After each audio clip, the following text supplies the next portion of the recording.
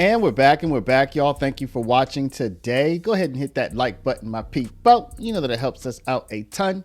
And of course, it helps you because it helps us keep bringing you these stories every day. Now, y'all, the story we're following up on today is your girl. Don't you see her on the screen? Don't you know a Crockett when you see one? Don't you know a Jasmine Crockett when you see one?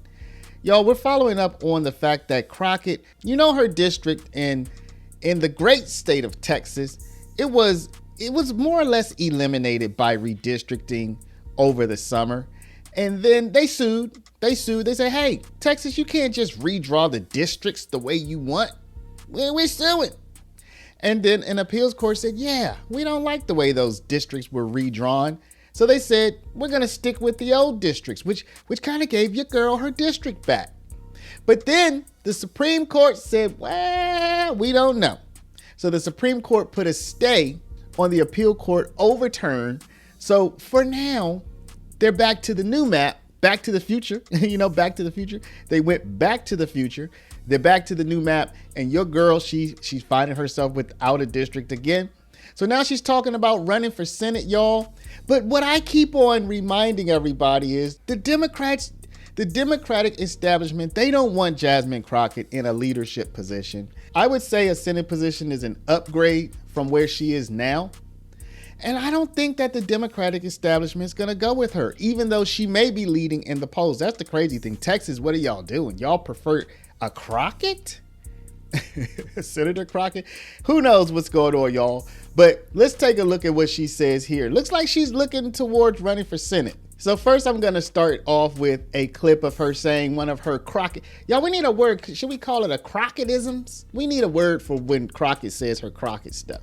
We'll start off with a clip of that just to get as an appetizer. And then we'll get into some of the more substantial commentary.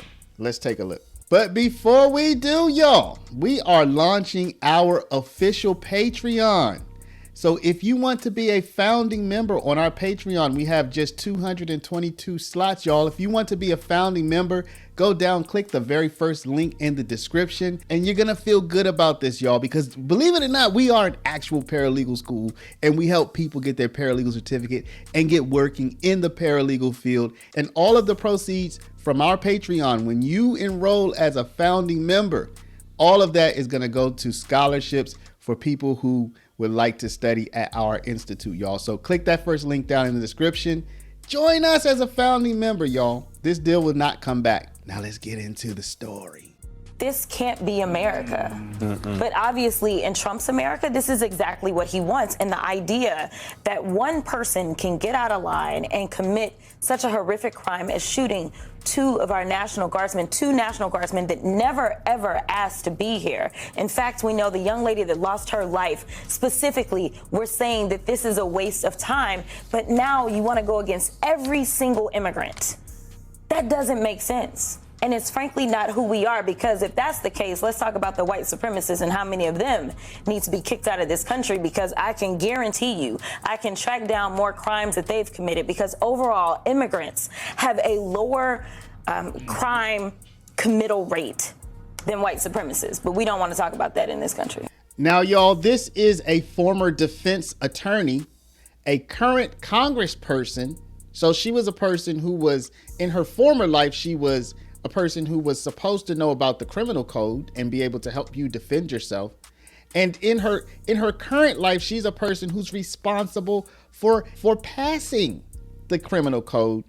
And she's a person who previously, just a few months ago, we're not talking about a long time ago, she said that crossing the border without permission is not a crime. So as a defense attorney, you definitely wouldn't want to go to her, because she doesn't know that you just committed a crime. As a congressperson who's responsible for the law that makes it a crime, she still doesn't know. Okay. So she says she says immigrants. I think she's talking about people in the country without permission. Crossing the border without permission, y'all, is a crime. Okay. So it in and of itself is a misdemeanor, but it is a crime, and it's punishable by incarceration. Now, y'all, let's get to your girl talking about the fact that she may want to run for Senate, y'all. What do you think, Senator Crockett? Whether or not the data told you that you for I will be perfectly honest, because y'all know that I'm too transparent and my team will probably get mad. The data says that I can win. Here's the deal, though. Data is only one part of the equation. You have to be able to execute. And the state is 30 million people. It's a $100 million race, as well as, we need to be able to take advantage of the fact that the Republicans are fighting right now, and they may have to go to a runoff. And we also need to make sure we have what I consider to be a strong slate, people that can also raise money, people that also have kind of different groups of people that are attracted to them. And so it's more so logistical than anything at this point in time. But for sure, we did not stop our evaluation, because the evaluation made it clear that the coalition that won on November 4th, black and brown folk, when you look at the numbers in New Jersey, when you look at the numbers in Virginia, it was making sure that black and brown, number one, showed up and voted the right way. I am the leading candidate when it comes to those two specific constituencies. And so it does make it to where I am very formidable, regardless of kind of what people may want to put out into the atmosphere. The numbers are the numbers. So we will see if execution is something that looks like a reality in a state of 30 million in basically a year trying to get this done. So you still haven't made a decision? Because to me, that sounds like someone who is like this close. I am closer to yes than I am no. I will tell you that. But regardless of what people think, strategy matters and execution matters. And there are a lot of people that don't believe in Texas.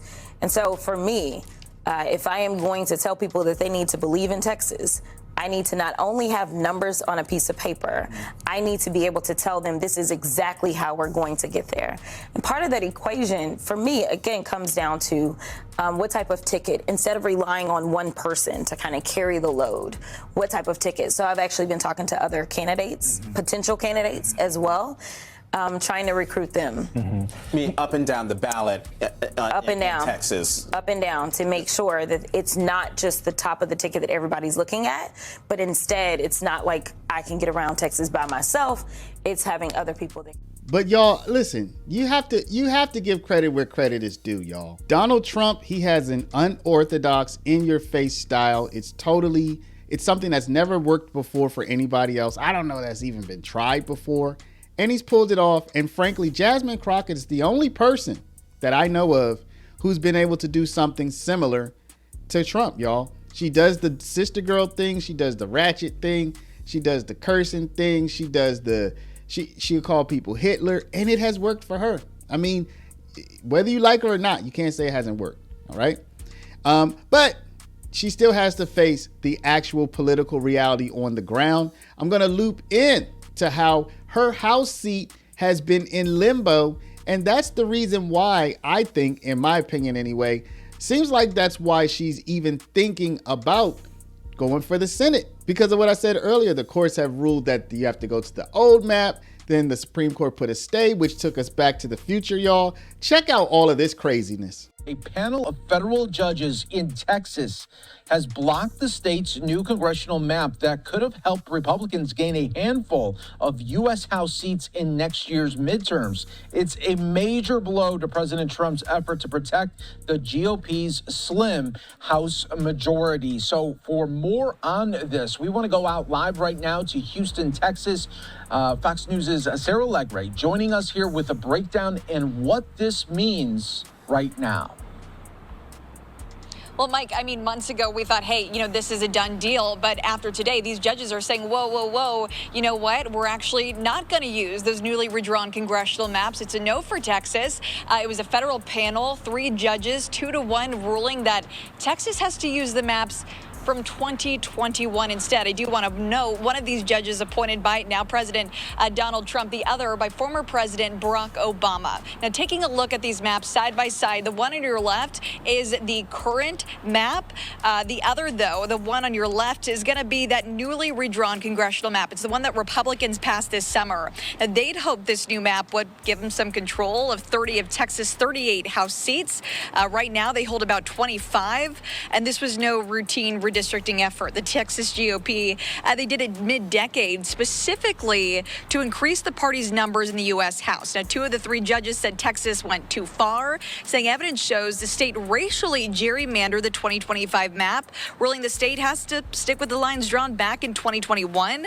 It's a big win, though, Mike, for Democrats, especially for the state legislators who left Texas for Chicago this summer to block a vote on what they called unfair congressional maps. Why we've been working so hard every single day is because we, like the rest of Americans, are tired of it. We've had enough. And it's not just about D versus R. It's about whether the American people get to live the American dream. And Governor Abbott responding, saying in part the legislature redrew our congressional maps to better reflect Texans' conservative voting preferences and for no other reason.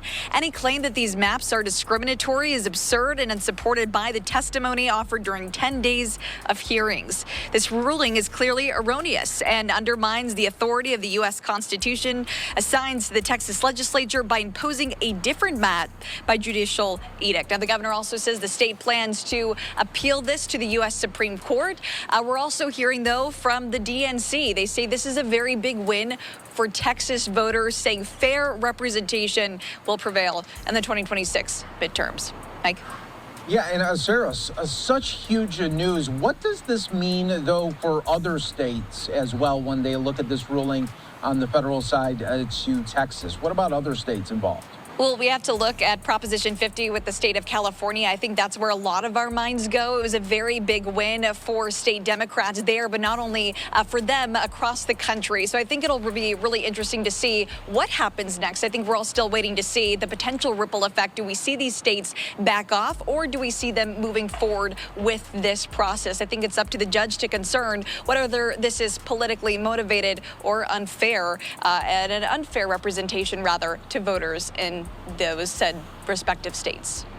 Yeah. So that was the first ruling that came down earlier in the week, where it looked like the map was going to be tossed out, and it looked like Jasmine Crockett may have her old House seat back, y'all. Looks like she was gonna do her little dance. But now Justice Alito has come out and he's issued a stay to that appeals court ruling, which means that at least for the time being, the new map is in effect. Let's take a look at that. The U.S. Supreme Court has temporarily blocked a lower court ruling in Texas that found the state's redistricting plan was drawn along racial lines. The ruling, signed by Justice Samuel Alito tonight, means the state's redrawn congressional maps passed by the Texas legislature will remain in place for now. The High Court's decision coming after Texas Attorney General Ken Paxton filed an emergency appeal. This is the latest move in an ongoing legal battle over the maps you see right here. State lawmakers redrew the district maps during a special session in August with the goal of flipping as many as 5 Democratic congressional seats to Republicans. I spoke with KHOU political analyst Brandon Rottinghouse by phone. He says now we just have to wait and see if the Supreme Court will rule on which maps will be allowed in the midterm elections. So I'm still going to be a skeptic on Jasmine Crockett for the Senate. I don't think the Democrats want her. I'm going to keep saying that. If you remember, she went out for a leadership position and she came in last, y'all. She barely got any votes. That's within an internal Democrat voting. They didn't want her. She was very disheartened. She even said she's going to fall back, stop her so much fundraising and all that. But you can, what else is she going to do? She doesn't have any kids. She's not married. You know, she's given her whole life to this Congress thing. So you can see her just figuring out something new, you know, something else to do. You let me know what y'all think. Do you think Jasmine Crockett runs? And if she does, do you think she wins? Let me know down in the comments, y'all. And then you can comment on anything else, y'all. She made some other interesting claims on this video today as well. Drop a comment down below, y'all. Before you do, please stop, hit the share button. Share this video out over email, text message, WhatsApp, Facebook, Snapchat, Instagram, all your favorite social mediums. And of course, if you're not a subscriber, please do subscribe. Thank y'all for watching. Love y'all, and we'll see you back in the next one.